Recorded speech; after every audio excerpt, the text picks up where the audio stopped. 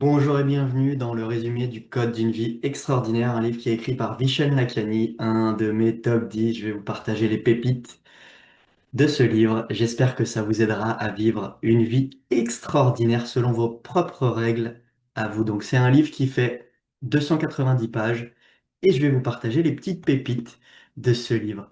On introduit tout ça avec les 4 niveaux de conscience. Ça, j'ai trouvé ça super intéressant. Premier niveau de conscience, les paysages culturels. Être façonné par son environnement. Souvent, c'est l'état dans lequel on est dans la victimisation. On refaute un peu la faute sur une autre personne, sur l'environnement, sur l'état, etc. Mais pas forcément sur nous.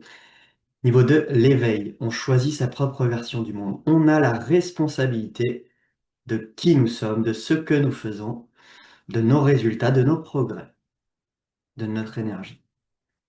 Ce n'est plus extérieur, c'est intérieur. Troisième étape, la transformation. Transformer son monde intérieur. Il nous dit que souvent, c'est des exercices de respiration, de méditation qui nous permettent d'accéder justement à notre voix intérieure, se connecte beaucoup plus à notre intuition, à notre inspiration, à notre âme, à notre moi le plus élevé, le plus authentique, le plus pur. Numéro 4, l'évolution extraordinaire. C'est là où justement on change le monde, justement en étant pleinement aligné à qui nous sommes, en contribuant à une ou plusieurs causes qui nous sont chères, on change notre monde et le monde extérieur. Fixe-toi de grands objectifs, mais ne fais pas dépendre ton bonheur d'eux. Tu dois être heureux avant de les atteindre. Ça aussi, combien de fois je me disais que j'allais être heureux quand j'aurais atteint ça, quand j'aurais ci, quand j'aurais fait ça. Oh là là, constamment de me repiéger. Hop, et une fois que tu l'atteins en plus, bim, des fois tu célèbres même pas ta réussite. Et hop, c'est quoi le prochain truc qui va m'éloigner de mon bonheur, qui va euh, repousser à plus tard, entre guillemets, mon bonheur, mon amour, etc. Non, c'est bien d'avoir des objectifs, c'est bien d'avoir une vision, des missions, et c'est bien d'être heureux maintenant, tout de suite. On est heureux et on a le droit d'avancer en direction de ces objectifs dans la paix, la joie, le bonheur. Les composantes de la réalité flexible. Deux éléments, une vision audacieuse qui vous nourrit, qui vous alimente, qui vient du cœur, qui vient de votre intérieur à vous, qui est pleine de sens pour vous. Et justement, le bonheur au moment présent. Une vision audacieuse et motivante de l'avenir et un bonheur au moment présent. C'est les deux éléments, selon lui, qui nous permettent justement d'être extraordinaires. Avoir une vision pleine de sens qui nous dépasse et justement être heureux au moment présent. Mais ouais. Les esprits extraordinaires savent que le bonheur vient de l'intérieur. Ils se servent du bonheur au présent pour alimenter toute.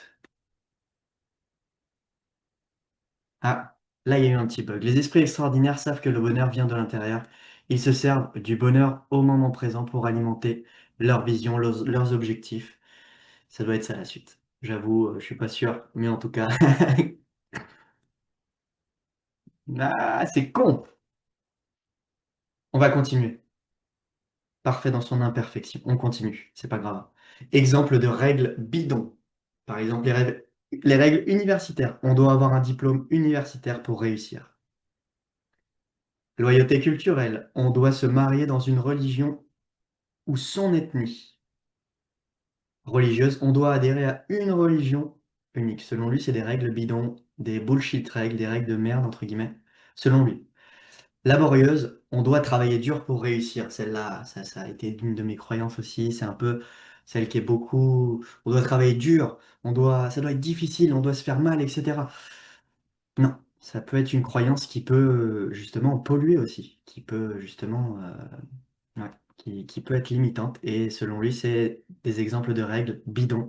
Donc les esprits extraordinaires remettent les règles, les dérègles en question quand elles ne correspondent pas à leurs rêves, à leurs désirs. Ils savent que si le monde ne tourne pas aussi bien qu'il le pourrait, c'est parce que les gens suivent les règles bidons depuis longtemps, des règles dépassées selon lui.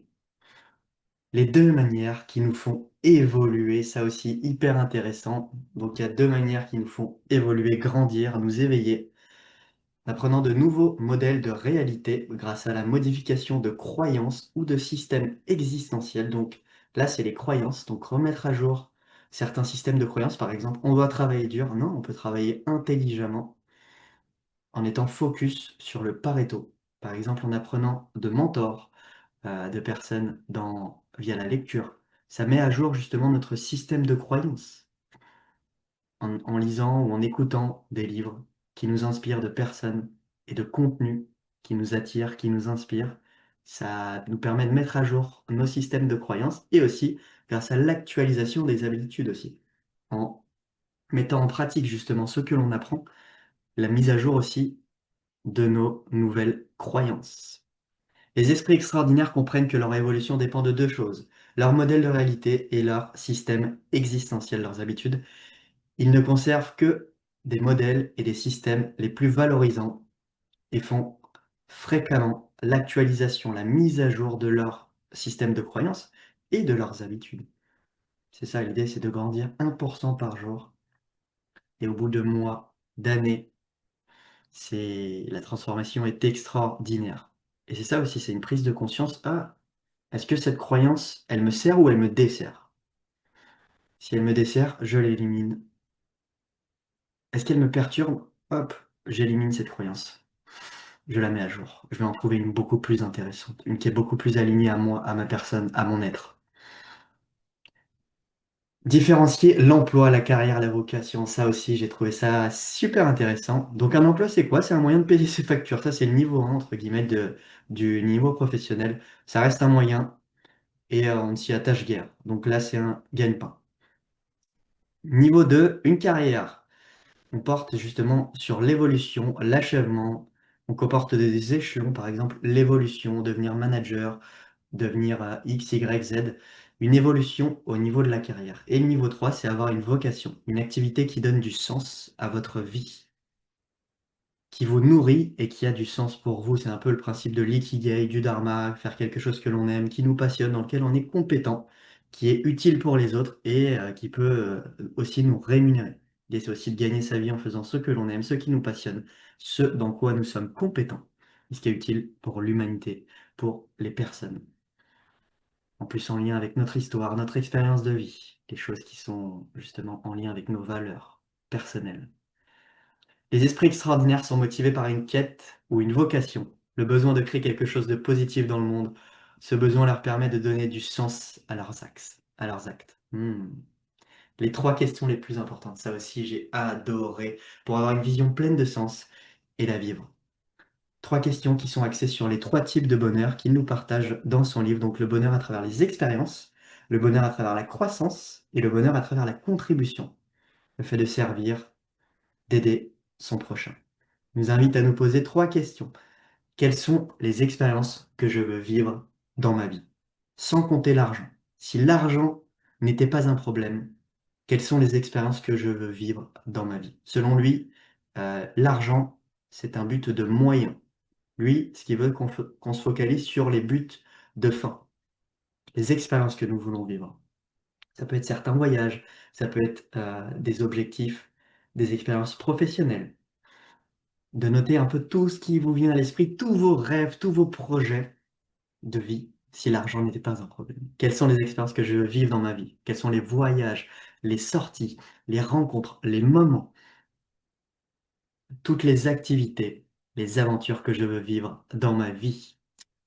Numéro 2, quelle sorte d'homme ou de femme veux-je devenir pour justement atteindre toutes ces expériences-là? Quelle est la transformation que je veux vivre? Quelle personne je veux incarner?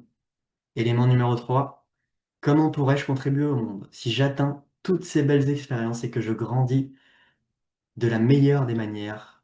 Comment est-ce que je peux contribuer au monde? Mhm. Je vous invite à vous poser ces trois questions dans l'ordre. Les expériences que l'on veut vivre, la transformation, la croissance, la personne que nous voulons devenir et comment on veut contribuer aux autres. Quel service, quelle contribution voulez-vous apporter à vous, à vos proches, aux autres, au monde? Ayez le courage de suivre votre cœur et votre intuition. Ils savent déjà. ce que vous voulez vraiment devenir. Tout le reste est secondaire. Voilà le mot de la fin, on va se la refaire. Ayez le courage de suivre votre cœur et votre intuition. Ils savent déjà ce que vous voulez devenir. Tout le reste n'est que secondaire.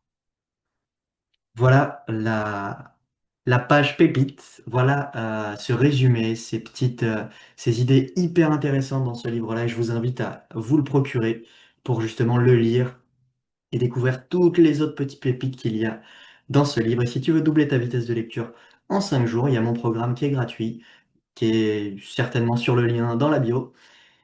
Doubler ta vitesse de lecture en seulement 20 minutes par jour, en 5 jours. C'est un programme qui est très simple et qui va pouvoir te permettre de commencer à lire un livre par semaine, plus de 50 livres par an.